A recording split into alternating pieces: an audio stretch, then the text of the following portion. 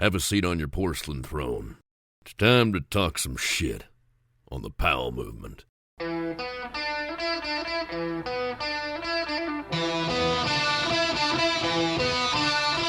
Welcome to the Powell Movement. I'm your host, Mike Powell, and as I'm recording this intro, I'm prepping for 3 parties this weekend for the love of my life who passed away. Hopefully everything went well, but I don't have time to really think about that right now. I've got a plan and I've got to work. That's right, on top of the 3 parties, I'm still selling stickers for diecutstickers.com, and I've been slacking. So if you need stickers or event tents or backdrops or any type of promo item or infrastructure, I make it all, and I'm your guy. Hit me up at mike.powell@diecutstickers.com, and I will take care of you. You'll get 15% off your total order with my discount code through my podcast, which you can only get if you email me and order through there. So there you go. I'm going to save you some money, and I want you to do that for me. But that's enough about me and me selling anything to you and me telling you about my shit life for today, because I'm trying to be quick with this intro, and I'm going to talk about my guest, Bilous. And I don't even know if I'm pronouncing his name correctly because I always mess it up. So after I record this intro, I'm going to have to go back, make sure I said it right. And if I did say it right, well, I'm not going to re-record any of this. So Bilous is how I'm going with it. He is one of the most complete pro shreds that I've had on the podcast. That's right, I said pro shreds. I meant pro skiers. It doesn't matter. Finn has competed in 2 different Olympics. He's been on the Freeride World Tour. He's filmed with the heavyweights, and he's showing no signs of slowing down. I always enjoy talking with Kiwis as they grow up in a world of risk and they're not afraid to do things, and they usually have a good spirit and they're really fun and passionate. And it turned out to be a great podcast with a guy I didn't know that much about. But before we get into chatting with Finn, I want to ask you to tell a friend about the show. Since I'm not a famous athlete with a built-in audience, I just happen to be the best interviewer in action sports in my not so humble opinion. And I bring you the goods week in and week out. So by you telling a friend, that really helps get more ears on the podcast, and that's what I'm trying to do, is grow my listenership, and then my sponsors like it more and more people hear it. If I'm going to ask you to do anything else, that would be to share my social media posts, but none of you guys like to do that, so I'm asking, but it's really going to fall on deaf ears, and that's okay. I don't share anybody else's social media posts that much. But finally, and most importantly, please support my incredible sponsors who make this podcast happen. They are Elan Skis, Outdoor Research, Stanley, Best Day Brewing, and Liquid Force. Now, it's time to talk with Bilous. Hey Mike, how you doing? Not too bad, man. How you doing, Finn? I'm doing good, thanks. You sound awesome, which is good. That makes it easy to start. Perfect. Anything going on over there? Nothing really, man. It's like 90 degrees here in Seattle, which is like where we are. It feels like it's 105. People go crazy if it gets over 90 degrees. So we're getting heat advisories and whatever. But where you are, it's full on winter right now, right? It is indeed, yeah. Currently down in Wanaka and under the inversion layer here. So got some cloud coverage and sunny up in the mountains, but unfortunately not too much snow at the moment. And has that been a kind of a thing over the past few years? It's not a lot of snow, or have you had some good seasons lately?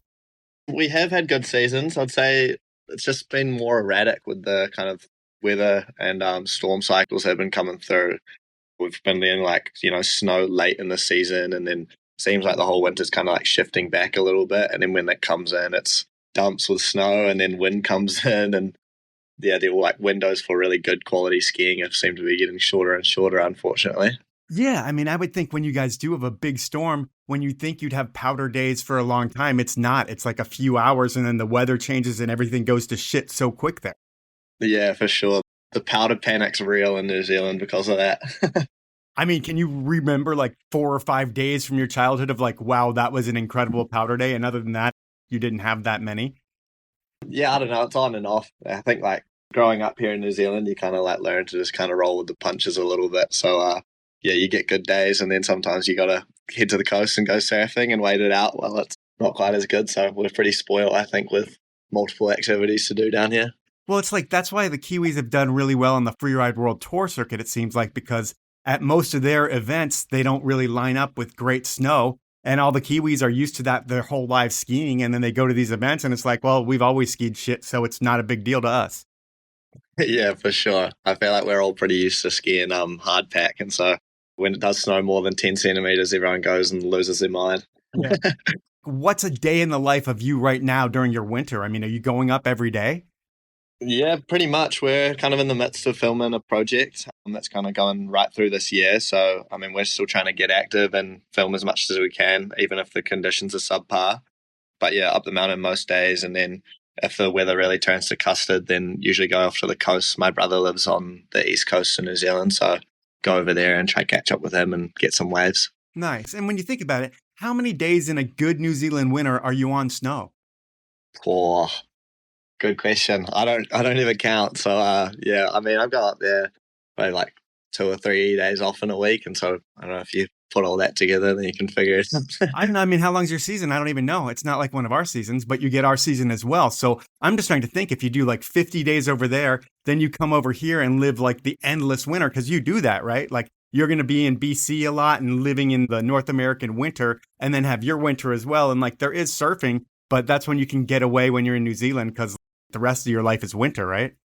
Yeah, pretty much. It's been quite a like endless cycle since I was about 9 years old. Been doing the back-to-back winter program, so yeah, I've definitely had a lot more time in the cold, dark days than in the summer sunshine. But I mean, it's the skiing that keeps me coming back each year. So as long as that stays fun, then I think I'll continue to run that type of program.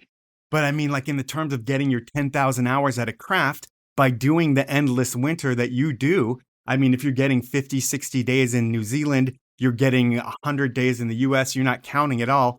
But at the end of the year, like half of your year is on snow every year for 10 years. It's like, that's a crazy amount of skiing. Yeah, for sure. Definitely nice luxury to have. No complaints. Yeah. And when you come to North America, like what have your home bases been? Like, I think you did a year in Revy, you've done Whistler. Where else have you done?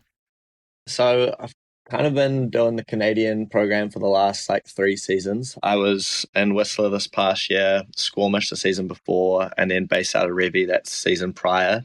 And then, I mean, before that, I was chasing around the like first World Cup circuit, doing the whole like big air and slopestyle, like Olympic kind of program. Yeah. So we didn't really have a base throughout that period just because the travel's so extensive. So would pack up the bags here in New Zealand around like end of November, start December, and be on the road pretty much through till the end of April, which I've been enjoying the luxury as I've gotten a bit older to have a base and stay in one place more than I used to. And so Canada's been a great spot for that, and the terrain there's incredible.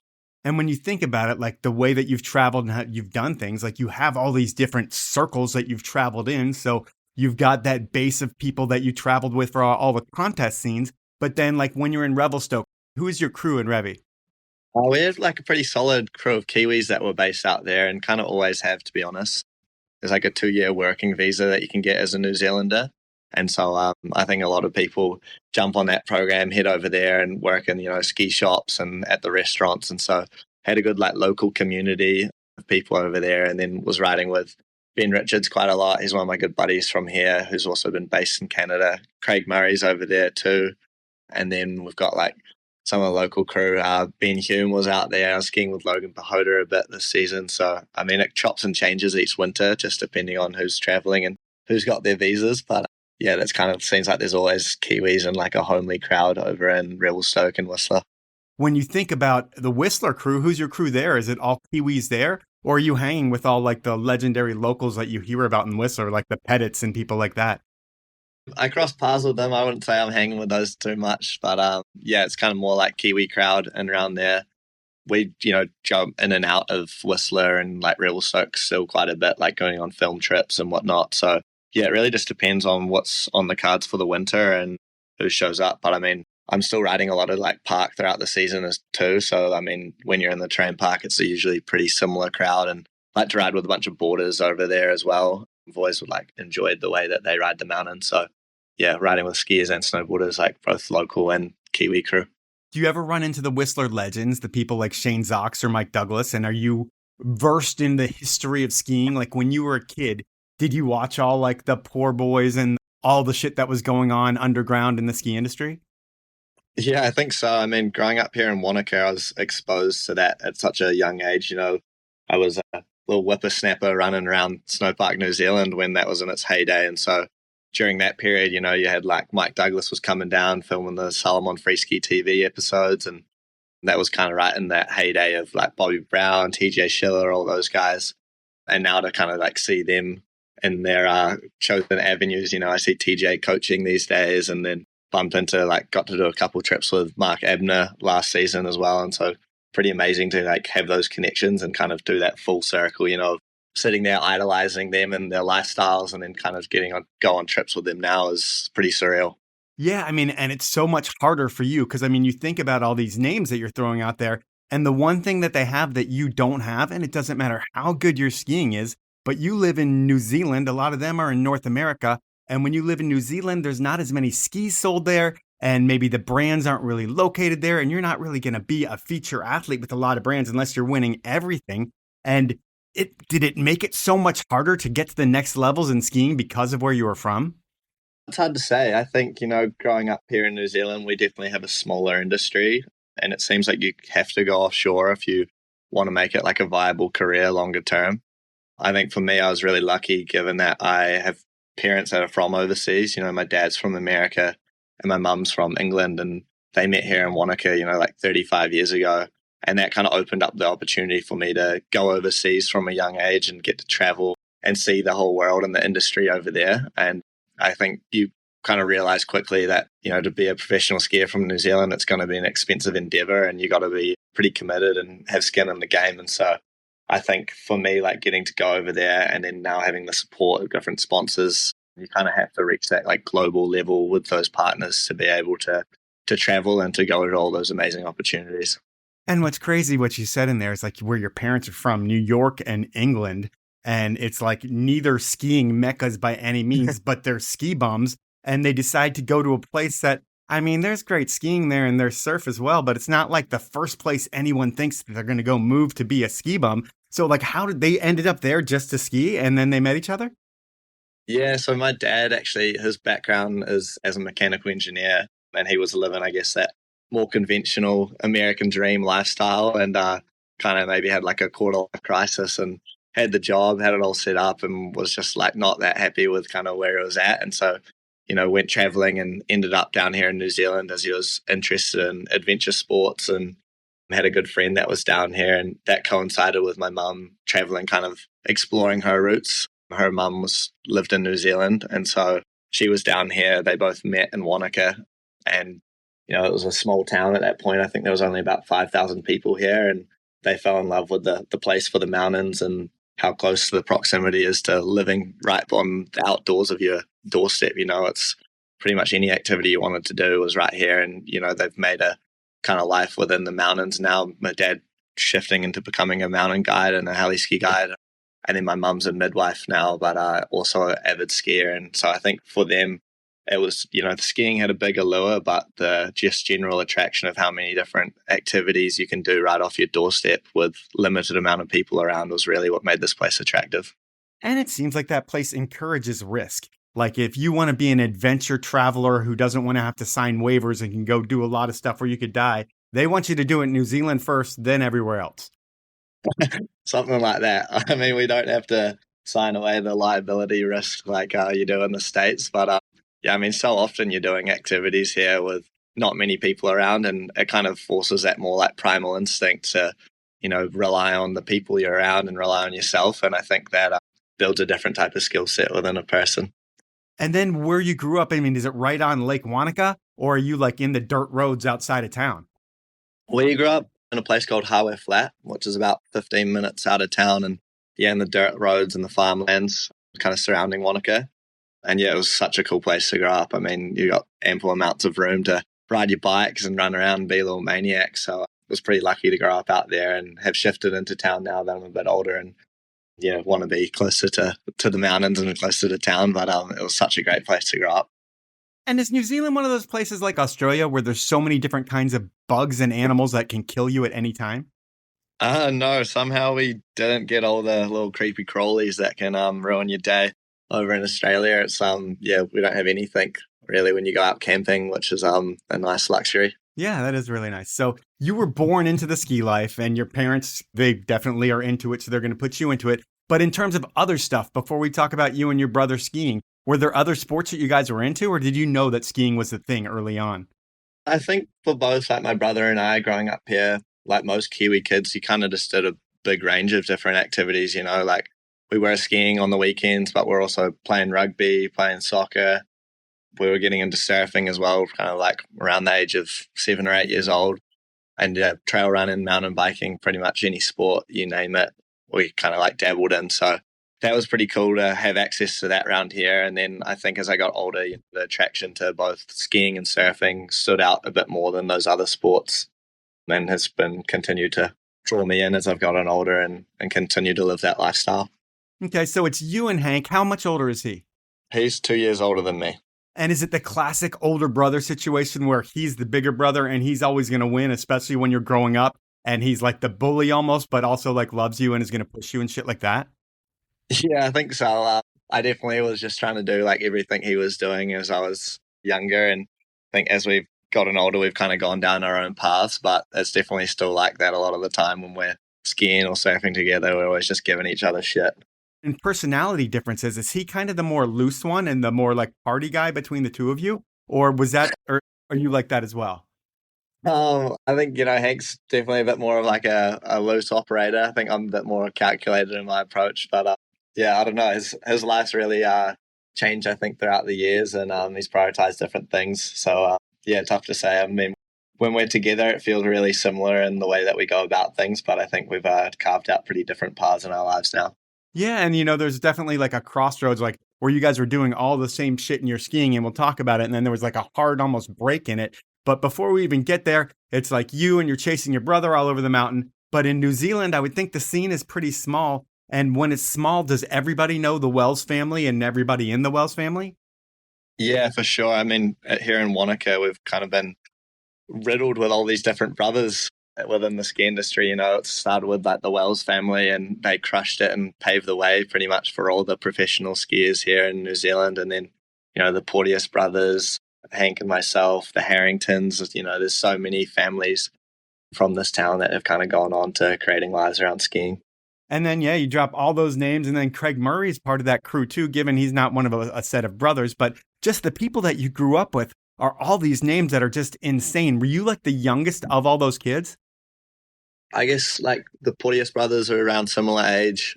Jackson Wells is only a year older than me. So we're all kind of like nestled into that similar kind of age category. And we're all like competing against each other during the junior nationals and whatnot back in the day. And so, like a guy like Craig, who we all recently saw win natural selection, and kind of the way that he saw that course or venue different than almost anybody there but Sam, it seemed like. Was he always seeing stuff differently when you grew up?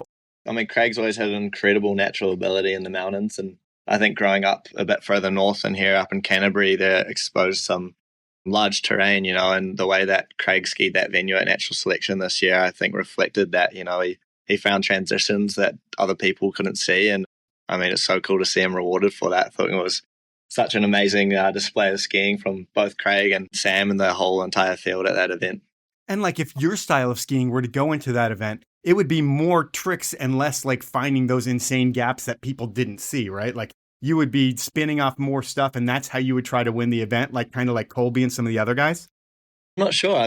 I think you got to adapt your riding towards whatever face that you're given. And I think especially up in Alaska, those transitions and the terrain we're talking about is on a much larger scale. And it's hard to fit those tricks into that terrain, and it's, I think, the reason why you don't see it quite as often in video parts and in different lines. And I think that interest to try and fuse those two together is what's something that I've been trying to do. And I think as I'm kind of like getting more comfortable in bigger terrain, I'd like to try and kind of merge those two worlds together. Yeah, I mean, that just seems like the natural evolution of your skiing is like you learned all the tricks. Then you went to the Freeride World Tour and you started taking them there. And now just like in the big mountains in the videos, and just like you're tricking features that old guys like Mike Douglas and those guys wouldn't even think of tricking. They were just trying to survive them. So what you do in your style of skiing, you want to see as much as you can tricked. Yeah, for sure. I think, I guess going back to what I was saying, I think it all depends on the line. And I think when people can fluidly integrate those tricks into the bigger lines, it's incredible to watch and so cool to see that progression of skiing, go from the pioneers that found those lines, exploring those zones is one thing, and then like kind of continuing that evolution of putting tricks in there and progressing them into different ways is a pretty cool time and history of skiing, I think, right now. And there's a lot of like cool movement happening in that direction. It's time for my first sponsor break, and I'm going to start out with Liquid Force. And not only are they back supporting the podcast, but this summer, they're bringing back the most important party and event in wakeboarding. That's right, Bro Stock is back, and the contest features the best riders in the world. But you know what's more fun than watching the pros ride? Riding with them. And you can ride with the Liquid Force pros like Daniel Grant, Claudia Pagini, and Gunther Oka at a local lake or cable park near you at their Ride with the Pro Tour.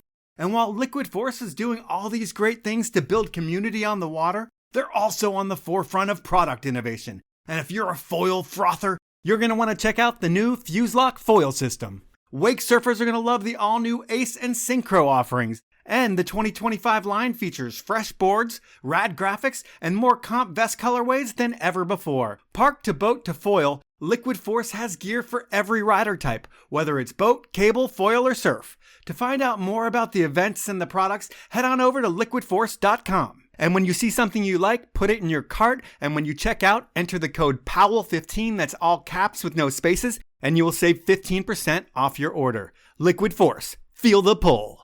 Next up, it's Elan Skis. And Elan doesn't need to support this podcast in the summertime. I've said that every summer. But they do it because they understand the importance of cultivating the stories that make the snow industry what it is. But if you haven't noticed, while they've always been big in Europe, Elan has built a growing cult following here in the States. It all started with the still thriving ripstick revolution that made skiing easier and more fun for anyone that tried them. That same idea, easier and more fun, is what they delivered to their Playmaker series of twin tips.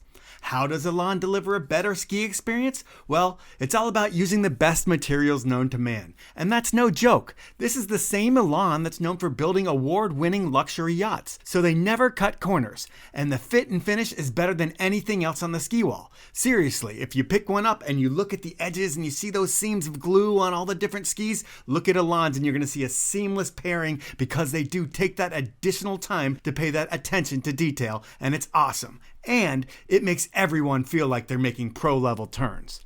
And that's what skiing is all about, that feeling. So remember, before you buy your next pair of skis, demo a pair of Elan's, or just head on over to elanskis.com, pick a pair, and elevate your skiing experience. My final sponsor this round is Best Day Brewing. And while I love the taste of a good beer, I don't always need the alcohol. I mean, my life revolves around driving my kid places, running errands, interviewing people, managing my family, and all of these things I do better when I don't have a head full of alcohol. That's where Best Day comes in. These days, if I'm not partying, I'm still having beers, and those beers are from the award-winning Best Day Brewery. And there are a lot of NA beers out there right now, but none taste as good as Best Day. I love the hazy IPA, the Kolsch that you can get on all Alaska airline flights, and everyone seems to like the Electro Lime Cerveza. I could go on and on as they have so many flavors, and I love them all. The beauty of Best Day is that they average about 60 calories and they won't get you in trouble. And pro tip, if you're partying, try to mix in a Best Day for every alcoholic beverage you have, and it will extend your night. It does it for me, and it keeps me from doing anything stupid. To have your best day or night ever, head on over to bestdaybrewing.com. If you make that order over $50, we'll also throw in free shipping. Those are my sponsors. Now let's jump back into the podcast. In thinking about natural selection, where were you and who did you watch it with? And it was just like an insane moment for you seeing that whole thing go down?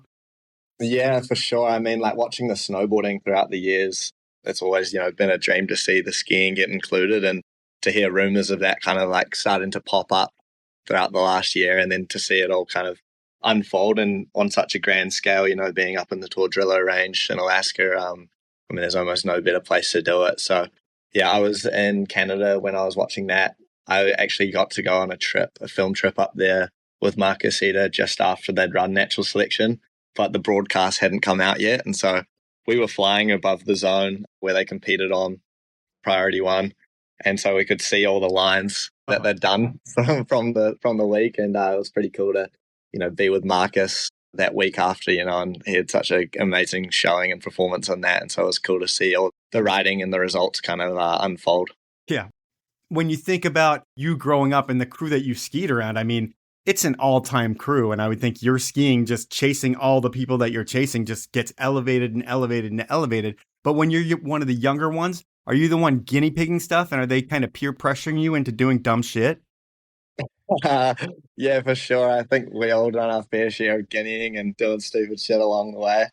We try to, share that around the group, I think, as we're growing up. But yeah, for sure, being the grom and then hanging out with a lot of older people, you're always kind of getting intertwined with doing stuff that you might not have wanted to, but it's a quick way to grow up.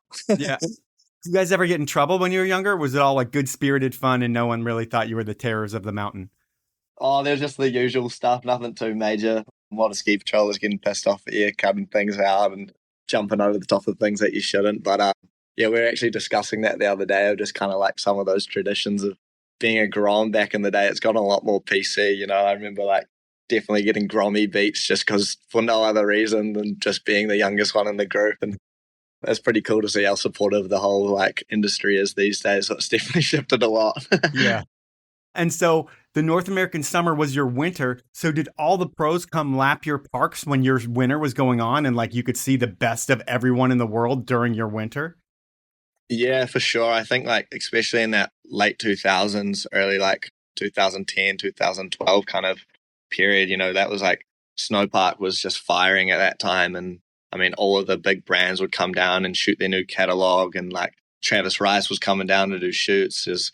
Ken Block was flying a car off of the triple line. Like action sports felt like it was in a golden era during that time. And I was so young, being like 8 or 9 years old, getting to be up Snowpark and see all that. And then having, Treble Cone right here, and then Cardrona stepping up their game once Snowpark kind of closed the train park down. They really took over and have created insane facilities. So we've always had an influx of international riders coming down, and definitely something that I've realized as I've gotten older is such a privilege to be exposed to that and to even realize that like, professional skiing and snowboarding was a viable career from a young age. It was pretty amazing.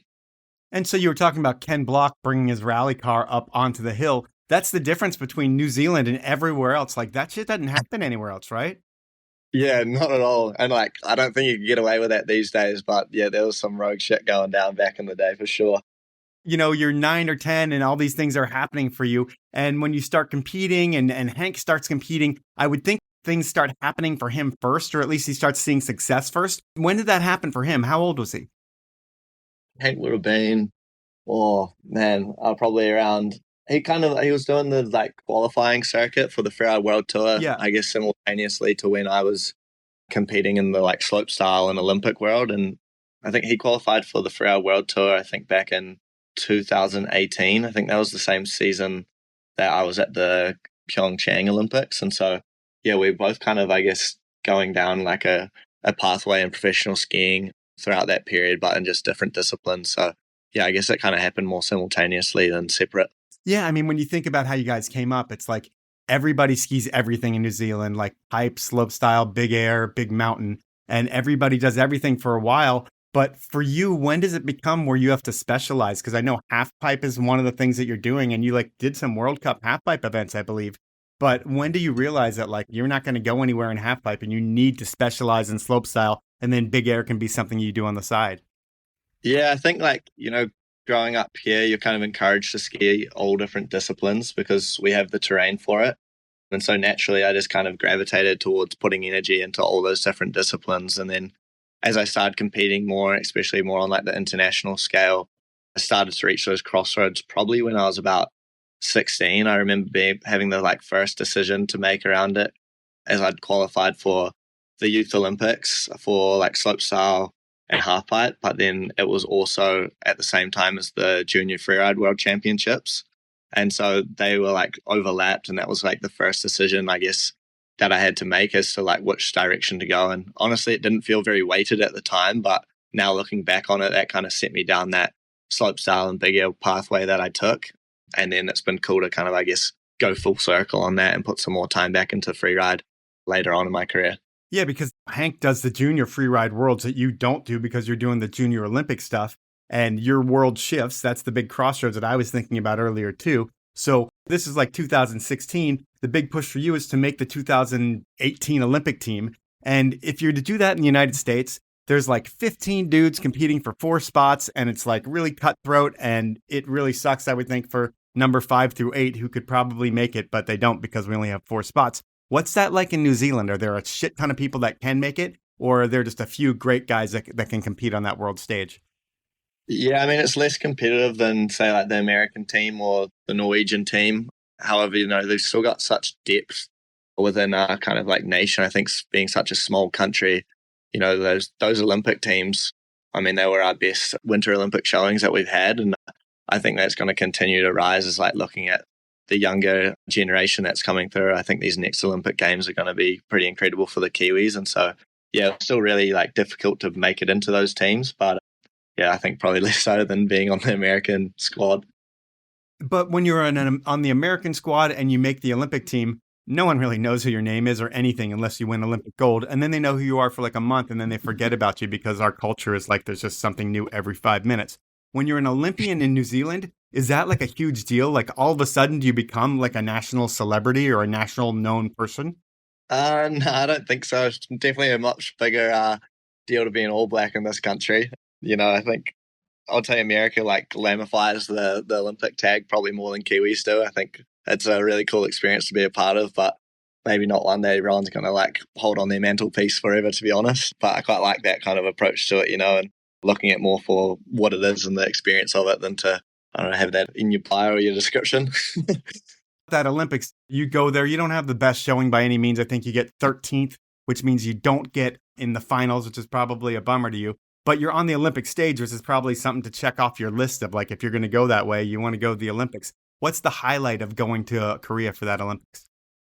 For me, like going to those Olympics, I was fresh out of high school. I was 18 years old. And to be on that team with, both like Zoe and Nico and the Welleses as well, we were going there to try and get a medal, and I think, seeing both Nico and Zoe claim that medal and know how much was kind of riding on it for like the New Zealand Snow Sports Organization was pretty rewarding to see all that. And then, outside of the results, I think also, opening and closing ceremonies are always just pretty mind-blowing given the magnitude of that event.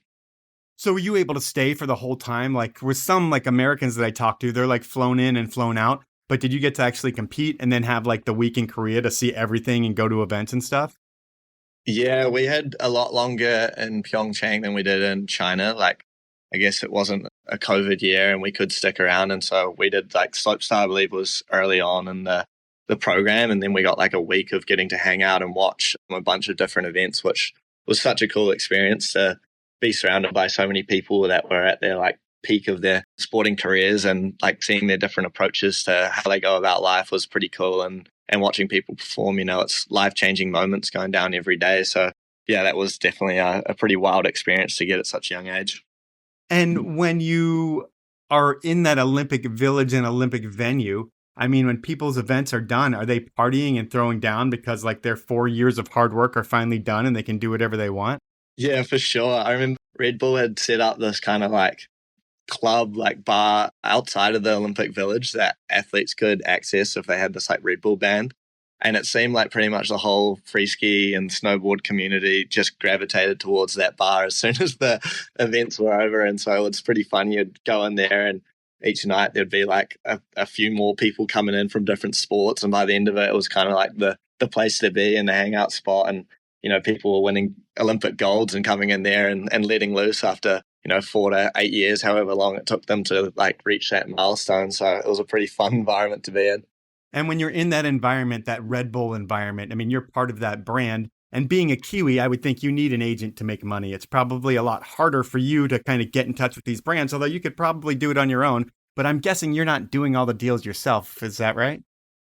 Yeah, I mean, I did most of them for up until about the age of about 22. So it's only been the last few years that I've been working with an agent.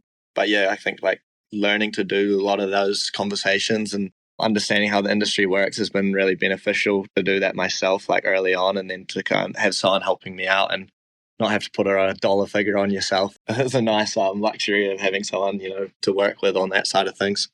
When you're talking to brands about yourself, I mean, are they saying, well, you're not worth this? And you have to say, no, I am worth this? Or are they really hard conversations that don't even happen?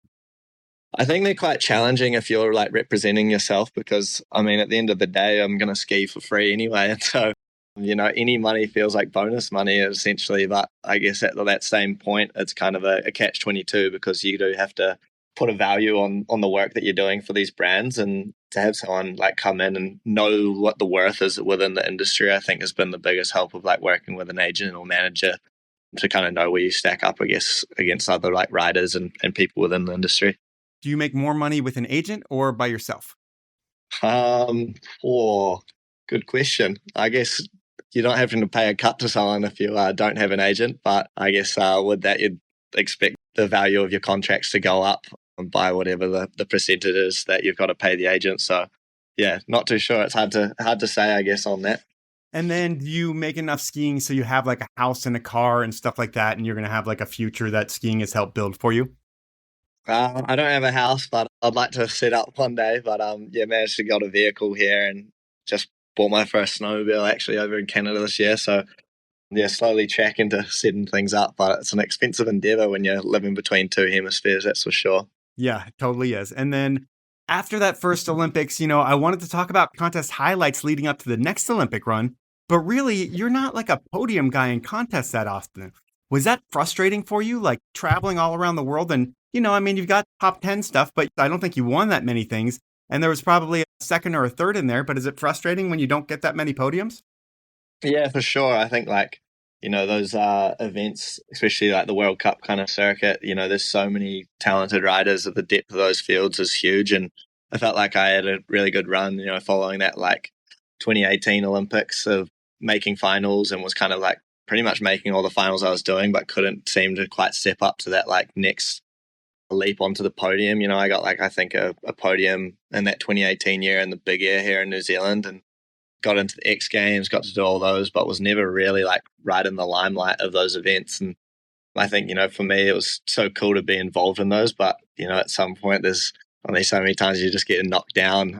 And I think, for me, that was a tricky one, especially coinciding with the COVID pandemic, was like right around when I felt like I was really starting to peak.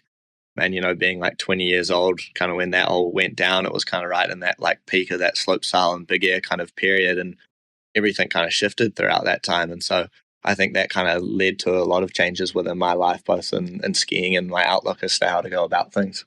And when you think about it, all these things are high pressure events. When you think about X Games, Olympics, all of these things. And I don't know you personally. I don't know how you react in pressure, but it seems like based on all the tricks I know you're capable of and your contest results, are you one of those guys that like can land shit all you want in your warm-ups, and then when it's time to drop in, you get nervous? Or is there any way to explain it? I think like for me, I've been able to, I guess, perform the like tricks that I'd trained in the contest runs, pretty reliably. And I think that's where it kind of led to qualifying high and like getting into all the finals. But then I think there's just like that next level up where maybe my like trick bag wasn't as deep to make it onto the podiums or go a step further. And I think like maybe that was a limiter. But yeah, I think I was pretty fortunate to be able to, I guess, perform under that pressure and be able to put runs down when it counted. It's time for my second round of sponsors, and I'm going to start things out with Outdoor Research. I've been using OR products since I moved to Seattle almost 25 years ago because they outperform everything on the market. They build their products to perform in the wet and soggy cold weather of the Pacific Northwest. And when you live where we do, you need to have the best in class. While OR has always been known for building industry-leading gear for mountaineers, skiers, and snowboarders, they've gone all in on an award-winning bike line that FreeHub describes as Outdoor Research has once again raised the bar, offering riding gear that's not just functional but also stylish and durable. That meticulous design and thoughtful engineering of the Freewheel collection have the power to transform the mountain biking experience. So high praise, and Outdoor Research is doing a lot of things on the athlete side. While they launched with an incredible team, they had the Van Steenbergen brothers, Georgia Astley. This year, they've added Casey Brown, Carson Storch, and others. And between the athletes and the events they support, while OR might be new to the bike world, they've always lived it, and there's not many brands doing what OR is doing in the world of bike. To see the new products and what the hype is all about, head on over to OutdoorResearch.com.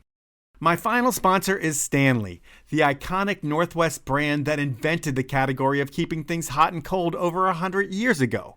You remember Stanley from your grandfather's green thermos that kept his coffee hot forever when he took you out on adventures. Well, Stanley still makes that bottle and so much more.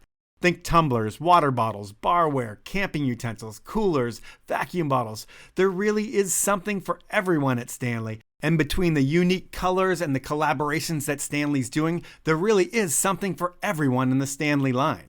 And they're not going to gouge you with crazy prices.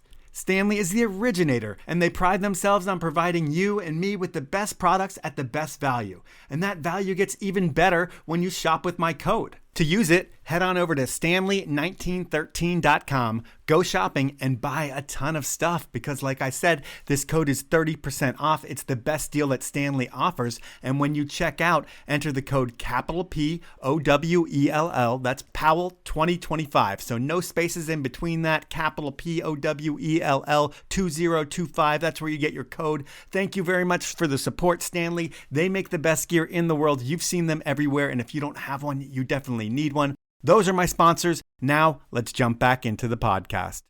You had all your tricks, you're using them to make finals. And then in the finals where you needed the latest double or triple, you just might not have had that. And it's crazy, all the different tricks that, when you think about it, you win a big air, get second in a big air in 2018. What was winning that in 2018? In 2018, I remember I did a triple 14 and then a switch triple rodeo 14 as well. So yeah, 2 triples. And I think maybe the winner was doing like a 16 and maybe an 18 back then. So yeah, I mean, it's just triples in general. I mean, how bad have you broken yourself off in just trying to learn a trick?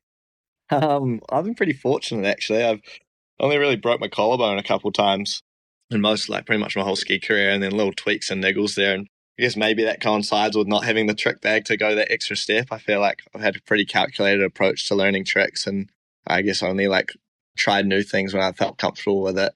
And so, yeah, I've had a pretty smooth run and pretty keen to keep it that way if possible. Nice. Well, the next Olympics comes up for you, and that's the COVID Olympics. And how different of an experience is that for you? I mean, how terrible was that, I would think, for an athlete just being herded around like cattle?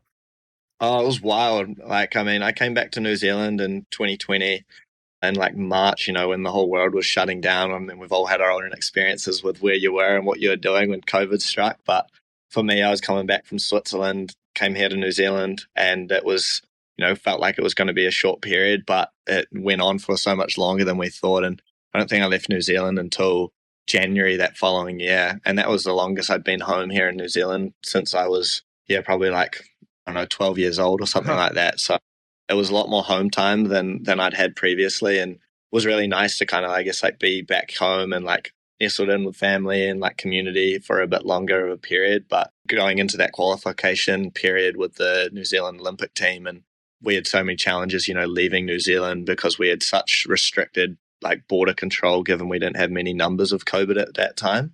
And so it really felt like you're almost going off to war or something. We were a select few people that were traveling that following summer, to go overseas. And we'd only been granted to do that through the permission of the government, since we were representing the New Zealand Olympic team. That was the kind of only way that we could leave the country.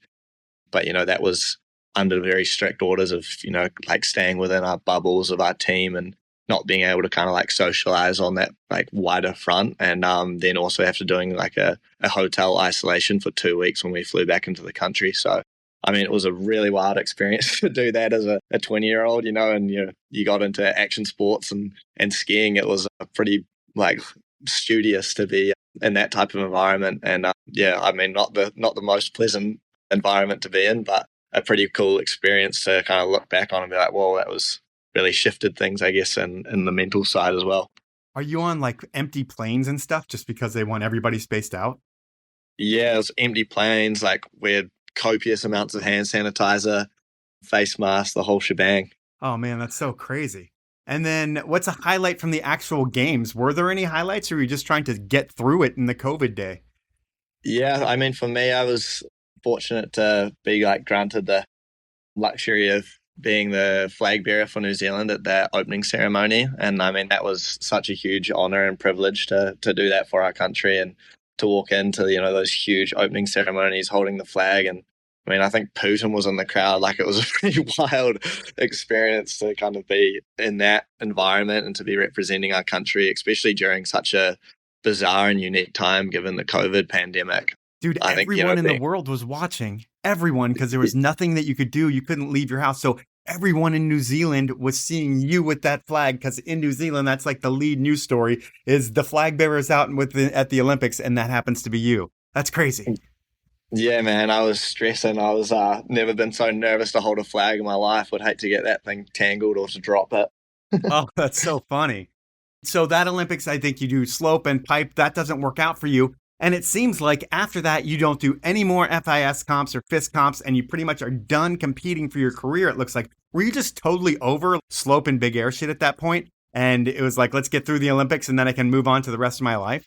For me, I think, just going back to that COVID pandemic time of the qualification, having the community aspect of freestyle skiing kind of stripped away and it becoming very focused on just the actual competitive side, I think, lost a lot of that attraction for me. I've always enjoyed, these sports like skiing and surfing because of that allure of the community. And I think when that was kind of getting pulled apart and I wasn't able to go on these trips, like power trips or go on free ride skiing in between, I started to kind of lose some of that interest, I think, within the slopestyle and big air route. And I think, at the same time, it was becoming more structured with the FIS circuits and all the rules and regulations that I didn't really grow up with, having not had that kind of training background. I didn't really grow up with coaches and things like that. And so I just realized, I think, through that period of kind of isolation with the COVID pandemic, of going, this is not what it used to be. And I wanted to shift focus. And,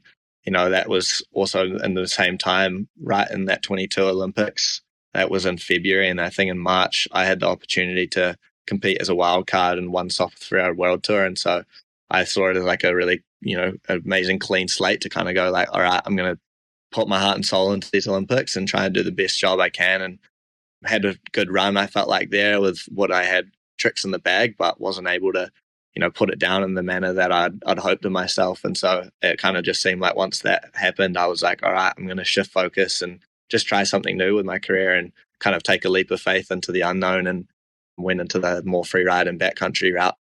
And it was crazy because it's not like everyone gets a wild card into the Freeride World Tour. I mean, the other people that I think about Tanner Hall, he got a wild card. Was Ski Boss in it then with you?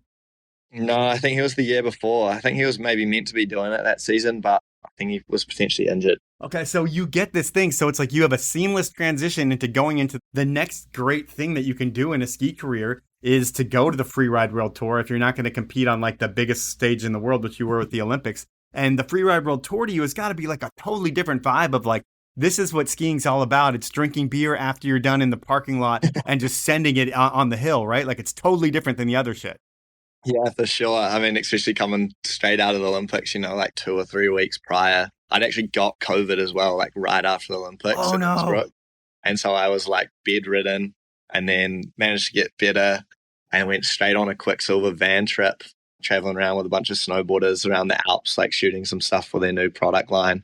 We had no snow in the Alps, so I'd hardly even strapped into my freeride skis at that point in the season, and then went straight to the top of the Vitzilotzer in February and had a crack at that. So, I mean, you can say it was seamless if you want, but it was pretty unorthodox, I think. Yeah. I mean, it's like you just had a transition where most people can't just go from one segment of the sport one day to the Freeride World Tour the next day, which you did.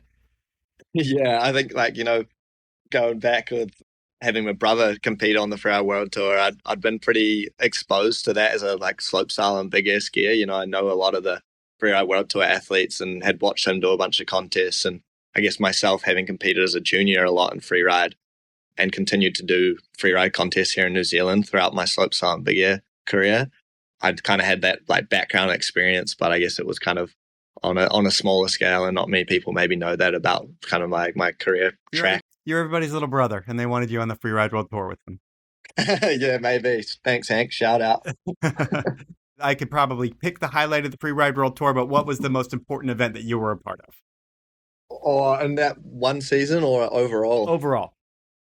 Oh, I think probably, the last stop that I did on the Victor Ross in Verbier, that was incredible. That face has so much history on it, and it's a pretty daunting face, to ski that thing right from the top. Not many Freeride World Tour athletes even get to do that, just given that the snow conditions don't align very often at that time of the season for it. And so to know what we're going in for. I think, as a Freeride World Tour athlete, that's kind of the pinnacle, and to be able to put a line down on that and come out with a good result was definitely a highlight. And then while you're on the Freeride World Tour, your life starts to change again because you get a call from Matchstick Productions and they're like, hey, we want you to go to Alaska. But it wasn't like, hey, we're going to do this in a few weeks. How did this whole thing go down and how fired up were you? Yeah, that was a crazy, crazy season. I'd started off the winter and got a podium, my first Freeride World Tour podium. And then I think it was end of February, I got a call from Matchstick being like, hey, do you want to come on this film trip with us to California and then to Utah? But it was right overlapped with the Georgia Freeride World Tour stop. And I mean, I've always been interested in film photography and wanted to put more energy into that. So I made kind of a decision that not many people would probably do on the Freeride World Tour, but went into, filming that season, skipping one of the Freeride World Tour stops to go and do that film trip. And, wasn't really sure if that was the right idea or not at the time, but later on in the season to get that call up from Matchstick with the opportunity to go up to Alaska, 2 days after getting the phone call, everything seemed to click. I was looking back on that decision going, yep, that was definitely the right call. And that's kind of led to, I guess, where I'm at now, doing more and more filming. I would say that a lot of people on the Freeride World Tour don't have the opportunity to go film with Matchstick. Between the sponsors and everything that you've done and the way you've positioned your career, I mean, there's a reason that these guys want to shoot with you, and it's because of tricking in the backcountry and some of the shit you're doing that other people aren't. And not everybody on the Freeride World Tour gets that call. Yeah, for sure. I mean, it was such a privilege to get that call. And, I think with that privilege comes kind of the pressure and expectation to perform too. So, hopefully did that spot justice, and it was so cool to meet all that crew from Matchstick and get to ride with a bunch of different film skiers, outside of the kind of freeride competition space. And when you get to Alaska for the first time, 2 days after finding out that you're going to go, I mean, do nerves start to kick in? Like when you first get in a heli and you start lifting off, is it like, holy shit, this is going to be different than anything I've ever done? Yeah, I mean, Alaska, you hear so much about growing up within the ski world and ski industry, and just kind of the difference in the scale of things over there. And, you've got helicopters buzzing around, there's multiple film crews, there's so much to navigate. And, going up there as a relatively younger rider, I was 24, I think. Going up there for the first time was, a lot to manage, but I felt like I was in a good position, having skied a lot of big terrain that season with the Freeride World Tour. And, Dad being a heli ski guide, I'd been comfortable with working around helicopters from a young age. And so it was pretty amazing to get up there with a really good crew, and felt like I was in the driver's seat and ready to, try some stuff on some big terrain. You killed it with them. You filmed with them for a few more years. Are you still with Matchstick? I don't even know. I did a segment with them for their film this season, but we're also working on a film with Legs of Steel that's kind of like a 2-year project. So was pretty busy with them for this past northern winter, alongside also producing my own short film. So quite a lot in the works at the moment, but still had a segment that will be coming out with Matchstick this fall. Nice. So you've got that coming out from Matchstick. How different is it working with the Legs of Steel guys? Because while Matchstick is beautiful cinematography, going to the most amazing locations in the entire world, the Legs of Steel guys seem to be a little bit, maybe it's more creativity or more in the editing bay, or I don't even know, but what's the difference of working with the two crews?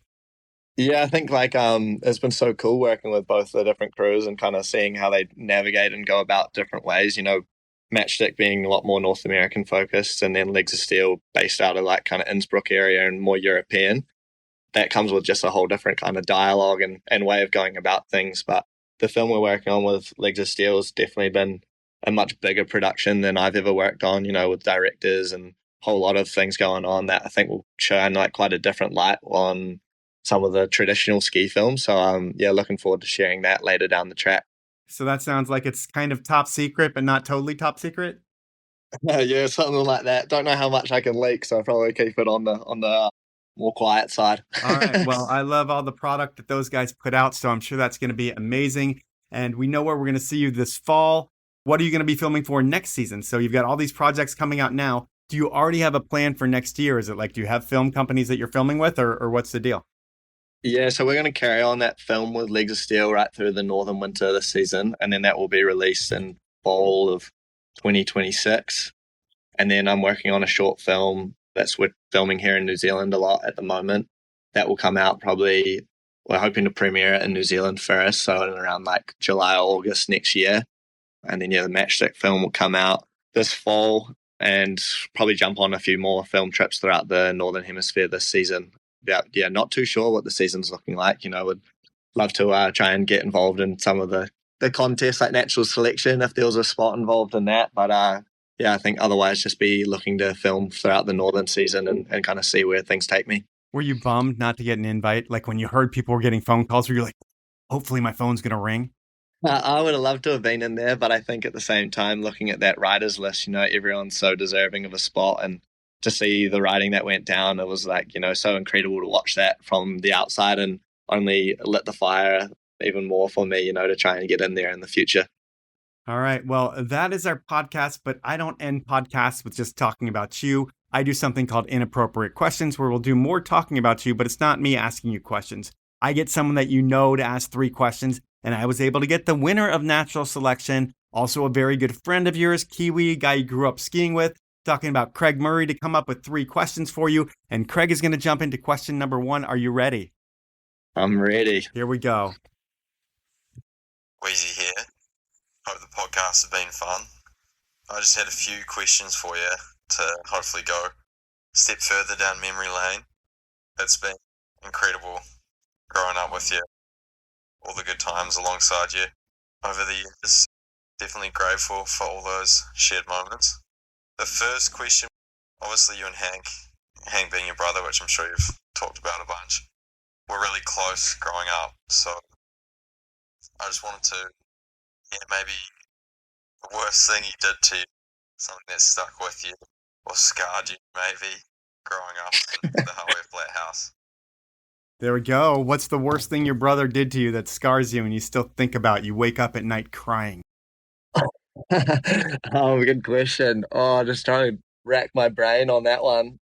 One that comes to mind actually was we were in Japan when we were younger. Must have been like, I think I was like 11. I think maybe it was like 13 or something like that. And we were having this like argument about something. Can't remember what it was. And we started like rustling and tussling upstairs. And there was kind of like futons upstairs with a ladder like going to the downstairs that was smashed up against a wall. And I remember like getting real heated, and I went to go climb down the ladder, and he just biffed me from the top of the ladder into the back of the wall. And I like bounced off the back of the wall and like smashed my toe on the last step, and pretty sure I broke my big toe and just like collapsed on the ground. And like I remember just seeing his face at the top of the ladder set, just like, oh shit, I just went like a step too far, because I was just like, and I can't remember what that was about, but that was one that comes to mind. I'm sure there's so many though, honestly, and I probably did worse to him too, so I feel like it goes both ways, as I'm sure it did for both Craig and Charlie.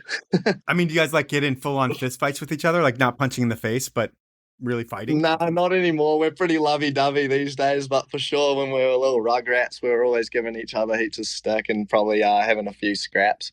All right. Well, let's go into question number 2. The second question would be something from the MF Chill Zone, the spot you had above the gym there, which I think the Twitter Fridge came through as well, and I know there were some late night jam sessions too, so I need to just hear a story from that if you've got one, please. So what's the MF Chill Zone first?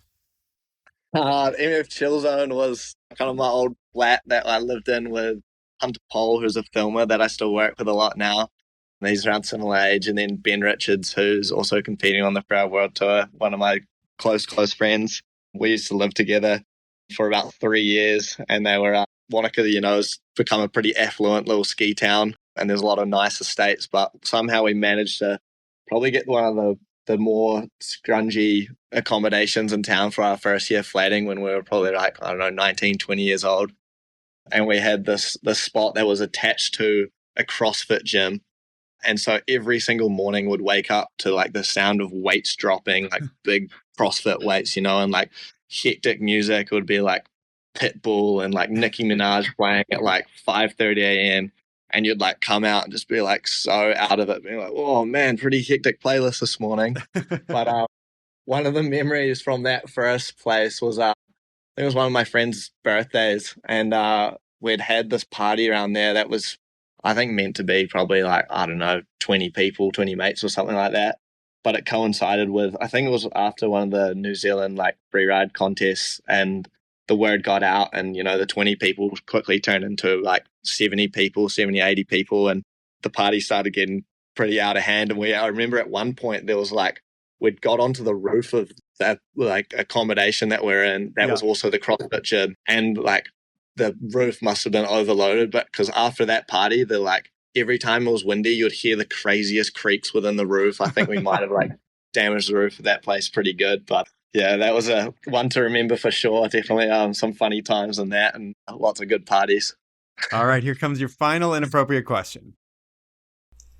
And lastly, I know that it's easy to get carried away at these ski events, but one in particular to me stands out over the years, and that's King of the Mountain. And if you could just please paint a picture of that scene and maybe spin a yarn from up there too, that'd be awesome. But yeah, want to wrap up by saying how proud I am to call you a friend and how impressive all your work is. So keep it up, keep being you, and we'll see you very soon, my friend.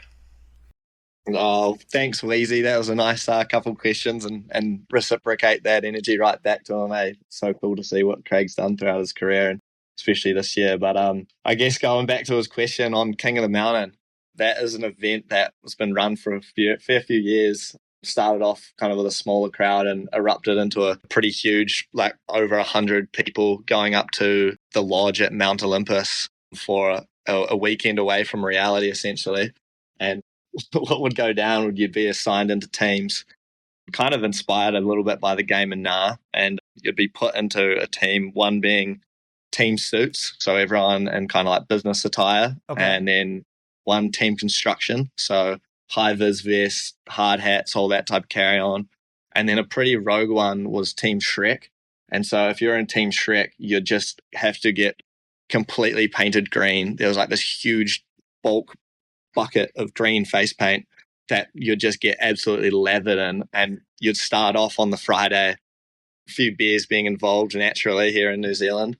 And by the Sunday, people would go from like being bright green to like a pretty stained, like half washed out, like transparent green, and people would just look so sick, like they've just been ill for the last few days, what they were probably on their way to after the festivities that happened in that weekend. But it's essentially a celebration of fun times in the mountains, a bit of skiing's included, a lot of party.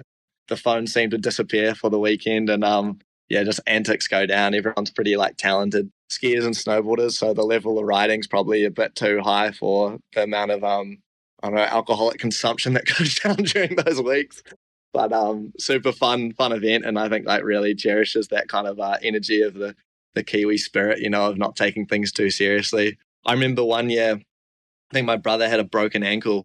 My brother's also become a nurse in recent years, and so Hank was brought up as the team doctor for the weekend, because there's always been a few injuries at that event, funny enough. Okay. And you have to get up to the lodge, and the rope tow was broken, and we were carrying like these two huge speakers up for the weekend to create the music, and Hank couldn't walk in the snow, and so we'd put him in a toboggan with the two speakers like attached to it, and we had like this assembly line of like probably 10 people on each side with it all like stropped up with ropes, and we were all like pulling this thing up like it was like a canoe essentially, and we're all like heaving and heaving. It was in the dark. It was probably like 9:30, 10 p.m. to get up to the top hut where the lodge was from the bottom toe, and it was just like the most classic way to start the weekend of just like, I don't know, I feel like Kiwis do it different in that sense in situations like that where it might just be a bit too hard.